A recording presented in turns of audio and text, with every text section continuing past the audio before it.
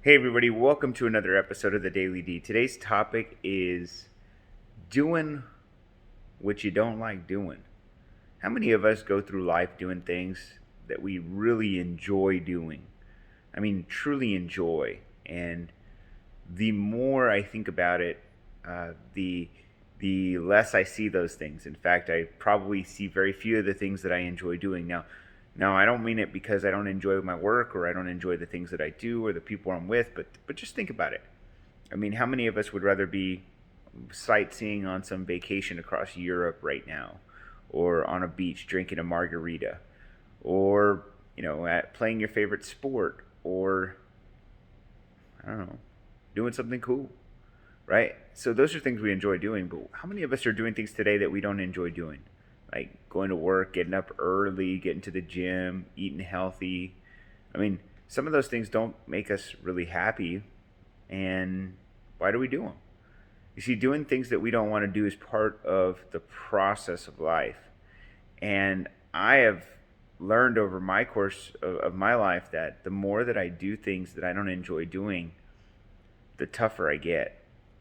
Meaning, I sometimes forget that the reason that we do the tough things is because, well, they have to get done for one, right? Like washing clothes and dishes and cooking. Maybe you enjoy cooking. I don't know, but there's got to be something you don't enjoy about it, like to clean up.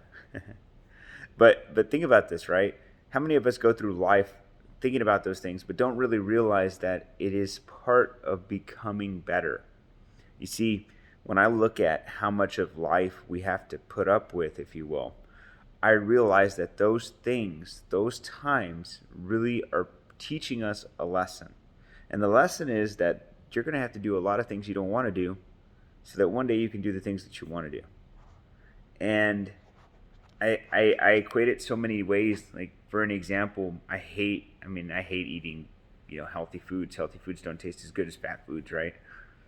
But if I don't do that, what happens later in my life? Maybe not today, but let's say 20 years from now, I may not be in very good physical condition, like health condition. I could be diabetic. I could have high blood pressure. I could be, you know, I could put myself in a heart attack. There's so many things that could happen to me because of the things that I don't do today.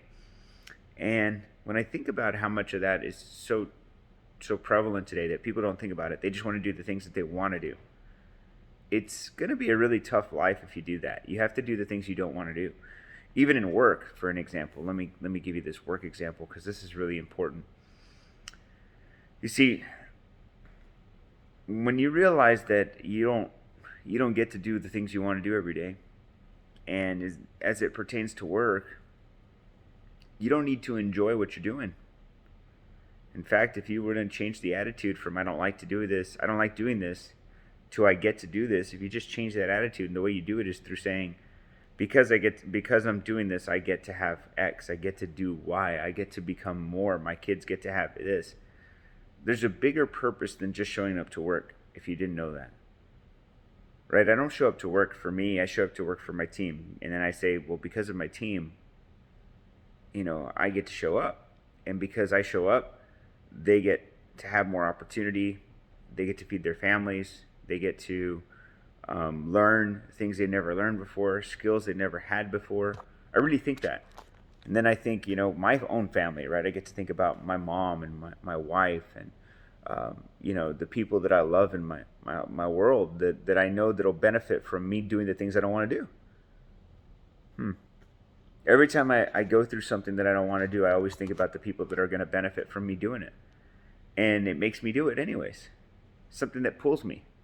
Now, you don't necessarily have to be family. It could be for the things that you want to do later in life. But eventually, you're going to have to do some things you don't want to do.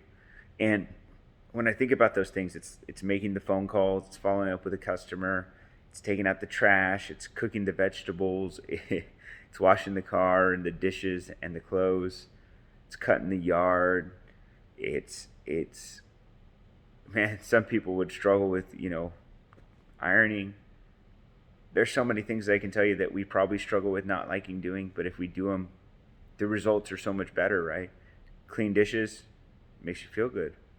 You gotta love the result, right? Clean house makes you feel good. When you have a clean house, it makes you feel good.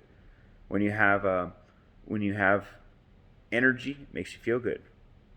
Right? How many of you feel so energetic after you eat a double meat cheeseburger? You know, that's why the salad's so good. That's why the chicken is so lean and it's so much better. You know.